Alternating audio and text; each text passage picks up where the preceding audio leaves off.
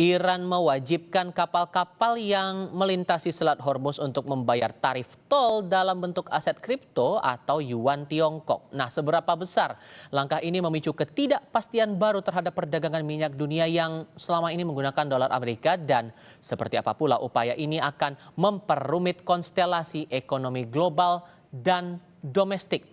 Kita langsung tanyakan hal ini kepada Edi Pranasidi, founder Indonesia Superstocks Community. Mas Edi dengan Tifal, selamat pagi. Halo Mas Tifa, apa kabar? Kabar Mudah-mudahan suara baik. saya kedengar dengan baik. Audio dan Oke. visual tampak dan terdengar jelas di sini. Terima kasih Mas Edi sudah bergabung bersama kami kali ini. Kalau melihat trennya sih sebetulnya kalau lihat Bitcoin kan angkanya terus naik ya pergerakannya. Cuman apakah ini serta-merta menguntungkan posisi investor juga dengan penggunaan cryptocurrency untuk kapal-kapal tanker yang melintas ke Selat Hormuz? Ini menguntungkan buat investor nggak sejauh ini? Sejauh ini seharusnya kalau misalnya dilihat dari kondisi sejarah Bitcoin ya, dalam seminggu kemarin itu masih di angka dalam 68 ribuan US dollar per unit ya.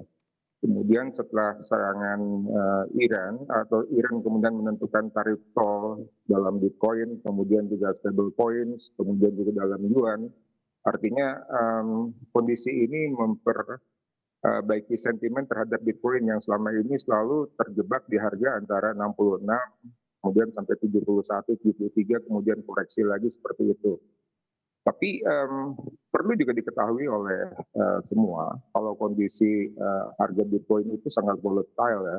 Artinya jika ada whale atau misalnya pemain besar yang kemudian tiba-tiba melikuidasi Bitcoinnya, ya Iran juga kemungkinan juga akan rugi ya. Dan artian ketika dia misalnya mendapatkan Bitcoin di harga 75 atau 74 ribu US dollar per unit, tapi kemudian ada big whale yang kemudian menjual Bitcoin dengan, biasanya Bitcoin itu dijualnya banyak sekali sampai 8 miliar US dollar gitu dalam sehari, dan itu bisa melikuidasi sampai katakanlah 100 sampai 120 miliar US dollar dalam satu hari seperti itu. Jadi ada nilai plus dan minusnya buat Iran ya.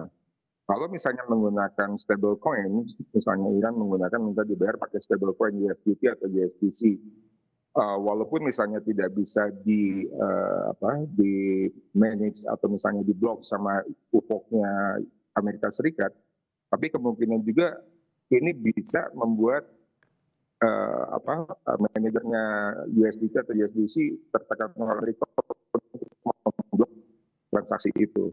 Jadi ada plus minusnya. Sementara kalau misalnya menggunakan yuan, nanti di masa depannya Iran kemungkinan juga tidak bisa bertransaksi dengan negara-negara yang tidak berhubungan langsung transaksinya dengan China. Seperti itu Mas Tifa. Sehingga kalau kita fokus ke kriptonya itu tadi, ini bisa jadi trigger untuk harga kripto ke depannya, dan adakah hal-hal yang rasanya perlu dicermati juga oleh konsumen dengan dinamika yang ada sekarang, mencermati harga Bitcoin, stablecoin, dan jenis-jenis cryptocurrency lain yang pergerakannya juga masih terus harus dipantau kan? Betul, tapi kondisinya begini, Bitcoin itu sangat tergantung kepada pergerakan USD, DXY ya, artinya indeks dolar terhadap 6 mata uang utama dunia yang lain. Kalau misalnya ternyata US dollarnya lemah, harga Bitcoinnya pun jadi tidak menarik seperti itu. Jadi kondisi ini yang membuat Bitcoin sebetulnya harganya sangat volatile. Ketika USD indeksnya misalnya turun di bawah 99 atau di bawah 98, kondisinya mungkin akan membuat Bitcoin terkoreksi. Tapi jika misalnya perang Iran ini akan berlangsung terus dan membuat misalnya safe haven seperti US dollar ini diburu oleh investor, maka Bitcoin juga masih punya kesempatan untuk menembus angka 80.000 dalam beberapa hari atau minggu ke depan. Tapi tetap angka 78 sampai 80.000 ini resisten yang sangat kuat ya, yang membuat orang berpikir untuk profit taking secepatnya, karena sudah mulai Bitcoin dari ada yang 59.000 sampai 66.000 dolar per unit. Begitu Mas Tifa. Sejauh analisis dan cermatan Anda, Mas Edi, ini sebetulnya sampai Iran menggunakan opsi cryptocurrency untuk kapal-kapal yang melintasi Selat Hormuz ini, selain dengan ada opsi yuan Tiongkok ini, coba mengejar keuntungan apa sih selain dengan analisis yang mereka berupaya untuk menjauh dari upaya sanksi dari Barat itu tadi? Iran tampaknya mencoba untuk keluar atau misalnya melepaskan diri dari SWIFT dan USD ya. SWIFT itu kode untuk transaksi dengan menggunakan Bitcoin dan juga USDT ataupun misalnya yuan. Tapi USDT dan kita fokus dulu kepada kripto lah. Itu tidak bisa terlacak oleh sistem keuangan biasa seperti itu. Tapi kalau misalnya dia menggunakan yuan seperti yang tadi saya katakan, mungkin nilai yuannya segitu-segitu aja, stabil-stabil aja, dan kondisinya di masa depan ketika dia misalnya akan menggunakan yuan untuk membeli misalnya barang-barang yang dihargai dalam US dollar, maka dia akan kesulitan. Jadi harus menukarkan dulu ke yuan, yuan menukarkan misalnya ke US dollar, baru dia bisa bertransaksi untuk membeli barang-barang yang denominasinya dalam US dollar. Oke. Tapi di sisi lain juga ada ironi begini, Mas. Karena koin yang ditarif sama Iran ini kan nilainya 1:1 dengan dolar Amerika. Apakah fenomena dengan istilah apa ya? Istilah bayangan digital dolar ini sedang terjadi sejauh analisis Anda? Uh, Begini, kondisinya sekarang adalah pada kondisi di mana Iran kan memberikan tarif tolnya satu barrel itu 1 US dollar kan. Jadi kalau misalnya ada misalnya very large vessel VLCC gitu yang punya misalnya kapasitas 1 juta barrel sekali lewat, artinya dia harus membayar 1 juta US dollar. Ini tinggal dikonversikan ke dalam Bitcoin. Berapa Bitcoinnya? Berarti kalau Bitcoin sekarang harganya 74.000, dia akan dapat Bitcoin sekitar 12 unit Bitcoin. Seperti itu. Jadi tidak 1:1 dalam artian misalnya 1 Bitcoin sama dengan 1 barrel. Tapi yang diminta oleh Iran adalah setiap melewati Selat Hormuz, 1 barrel itu harganya $1. Kalau misalnya kapal angkut misalnya kayak Pertamina ini ada 2 yang tertahan misalnya, yang Pertamina Pride sama Ganesuro itu, kalau misalnya mereka mengangkut satu kapalnya itu 1 juta US dollar, kemudian yang satunya 1 juta barrel, yang satunya lagi juga 1 juta barrel, berarti ada 2 juta barrel yang akan harus lewat Hormuz itu dengan tarif ya tinggal dikalikan aja 2 kali 2 juta berarti 2 juta US dollar untuk tarifnya aja untuk lewat tol. Tapi yang kondisi yang berikutnya yang harus diperhatikan adalah blokade armada kelima Amerika ya yang semalam mulai diterapkan mulai jam 9 tadi malam. Kondisi ini kan setiap kapal yang keluar dari pelabuhan Iran itu kan ditanyai atau misalnya keluar dari Hormuz itu langsung di stop oleh Amerika, di blokade gitu. Apalagi kalau mereka membayar tarif tol kepada Iran. Maksud dari Amerika ini adalah untuk menyetop pemasukan kepada Iran. Seperti itu. Jadi kondisinya sekarang sangat tensinya sangat tinggi. Satu sama lain saling mengancam. Amerika tentunya mengancam pakai leverage, misalnya saya bom kalian pabrik airnya atau misalnya sanitasinya, kemudian juga PLN-nya seperti itu. Sementara Iran tetap menggunakan leverage Selat Hormuz kan, untuk memaksa Amerika menyetujui bahwa Iran boleh di masa depan menggunakan uraniumnya, memperkaya uraniumnya untuk persenjataan militer. Kondisi-kondisi ini yang akan membuat minyak mentah akan tetap tinggi harganya. Dan harus kita ketahui bahwa supply and demand minyak mentah sekarang ini sudah ada gap sekitar 5 sampai 7 juta barrel. Artinya dulu ketika sebelum perang itu harga minyak kan antara 64, 66 atau misalnya sampai 60, 59, 66 dolar per barrel. Itu karena apa? Karena supply ini kelebihan 1 juta sampai 1,5 juta barrel per hari. Sekarang dengan kondisi adanya perang Iran, supply-nya berkurang sampai 7 juta barrel per hari. Artinya ini benar-benar terjadi sebuah supply gap yang sangat-sangat hebat ya. Yang ketiganya itu kondisi kapal-kapal tanker yang ada di Selat Hormuz sekarang kondisinya kita katakan sebagai super container. Kenapa? Super container karena biaya parkir atau biaya asuransi, kemudian juga biaya tunggu segala macam itu meningkat. Dan itu ada sekitar 100 sampai 200 kapal tanker yang sekarang masih terjebak di Selat Hormuz, dan itu artinya sekitar 128 juta barrel yang tertahan di sana. sekarang ini kondisinya market dunia ini sangat bergantung kepada strategic petroleum reserve-nya US Amerika yang dilepas untuk supaya harga minyak ini nggak sampai $150 per barrel. Itu Mas Viva. Sehingga dengan kondisi yang ada sekarang, terutama kebijakan yang diambil, strategi yang diambil Iran ini, serta-merta jadi mengancam dominasi finansial AS atau malah jadi melumpuhkan kemampuan atau kekuatan bank sentral dengan sendirinya, Mas Edi, sejauh analisis Anda?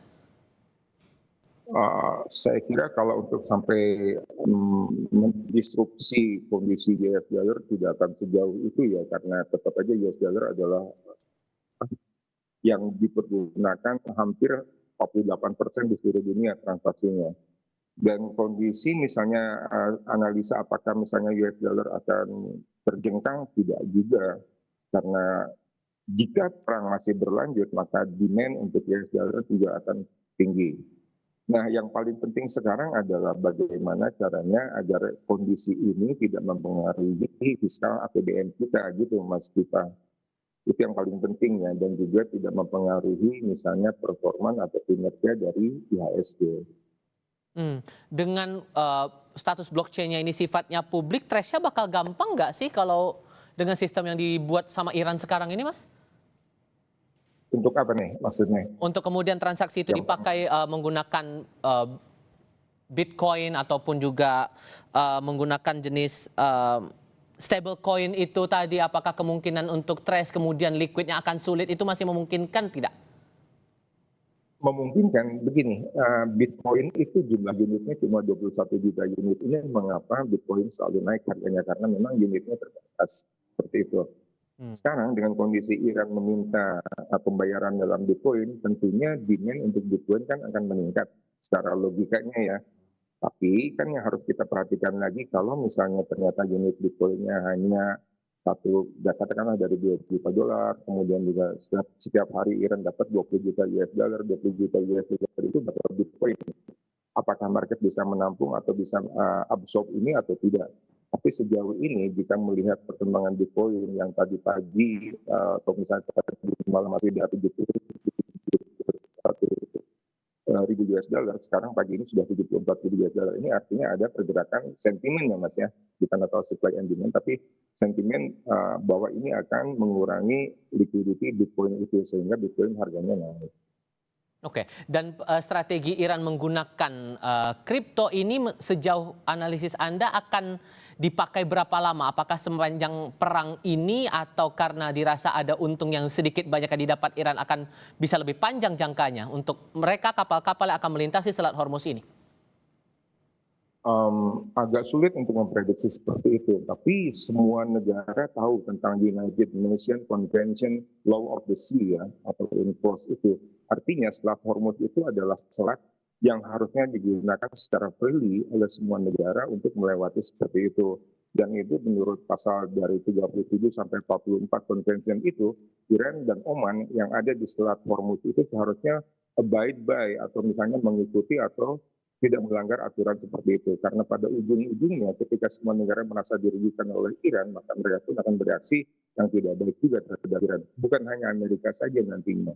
Jadi Iran sendiri harus berpikir bagaimana ke depannya bahwa apa yang mereka dapatkan sekarang dari tarif tol itu apakah berguna untuk masa depannya atau tidak. Karena sampai hari ini atau misalnya detik ini yang lewat Hormuz itu cuma 2 atau 3 kapal tanker aja, dan itu pun kebanyakan kapal tanker yang dari Cina yang memang udah mempunyai kontrak panjang dengan Iran. Gitu Mas. Oke. Langkah yang dilakukan Iran ini memicu kekhawatiran Barat akan ada peralihan dari petrodolar ke petroyuan.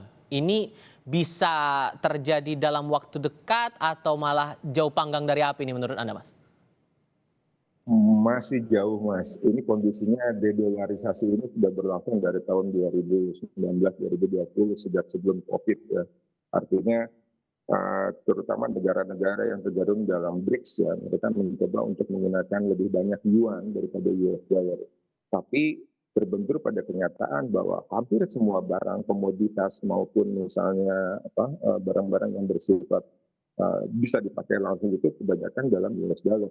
Seperti yang kita yang sederhana aja sekarang, seperti misalnya harga emas di pasar spot, itu kodenya kan XAU versus USD, artinya pairingnya dalam US dollar, seperti itu. Jadi untuk sampai pada kondisi misalnya bahwa dedolarisasi ini akan berlangsung cepat, saya kira tidak juga ya, masih agak lama, dan mungkin itu perlu sebuah strategi yang hebat sekali dari negara, minimal dari 160 negara yang ada, minimal 50 atau 60%-nya menggunakan yuan, atau misalnya menggunakan, katakanlah ya, mata uang Rusia atau yang lainnya, atau misalnya semuanya menggunakan misalnya katakanlah menggunakan emas, atau menggunakan juga kalau di beberapa negara teluk ada yang menggunakan dinar kan, atau menggunakan kripto seperti Bitcoin yang sudah sangat terkenal ini. Oke, realitanya begini, masih ada 2 kapal tanker Pertamina kita yang masih tertahan di Hormuz, tidak bisa melintas sampai dengan detik ini. Apakah langkah Iran ini justru memberikan dampak juga buat Indonesia? Sesiap apa menurut Anda Indonesia untuk membayar menggunakan kripto itu tadi, yang sejauh ini ya harus diakui sedikit banyaknya masih belum familiar untuk jadi alat bayar. Tapi jawabnya nanti, kita akan jeda dulu, tetap di Kompas TV. Melanjutkan diskusi Mas Edi, dengan kondisi kapal tanker Pertamina kita masih tertahan tidak bisa melintasi Selat Hormuz, Mas. Sementara Iran sudah menerapkan kebijakan atau strategi bayar kalau melintasi jalur itu dengan yuan atau kripto. Apakah ini menantang juga buat Indonesia? Karena untuk membayar pakai kripto tampaknya tidak familiar juga kita untuk melakukan itu.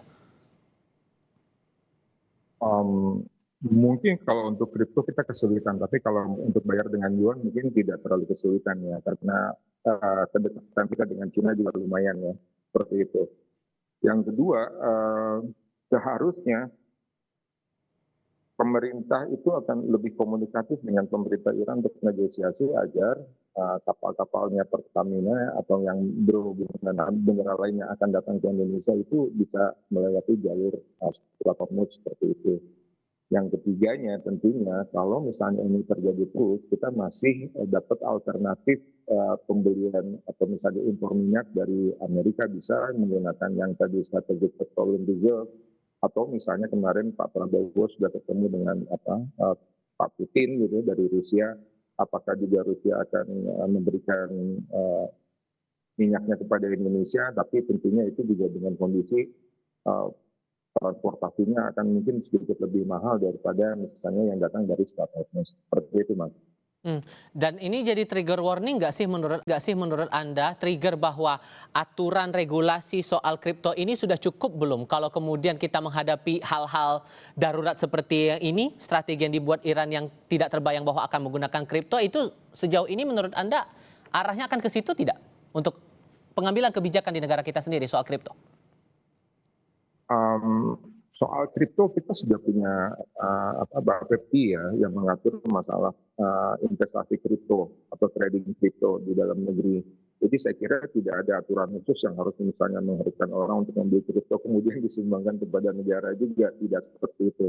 Tapi yang jelas mungkin dari sekarang pemerintah Indonesia harus lebih siap lagi dengan kondisi-kondisi ini.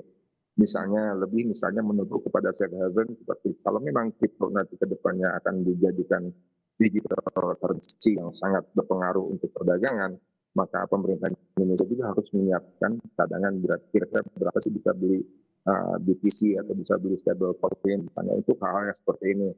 Tapi karena ini sifatnya temporary, kondisi kasus perang, saya kira kalau hanya untuk menimbun kripto atau menimbun BTC atau USDC, saya kira tidak terlalu penting ya, Mas.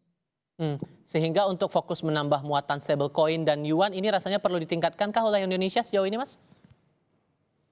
Saya kira karena tadi saya bilang ini adalah temporary, kita masih bisa bayar pakai yuan ya. Saya pikir yuan kita punya lah ya.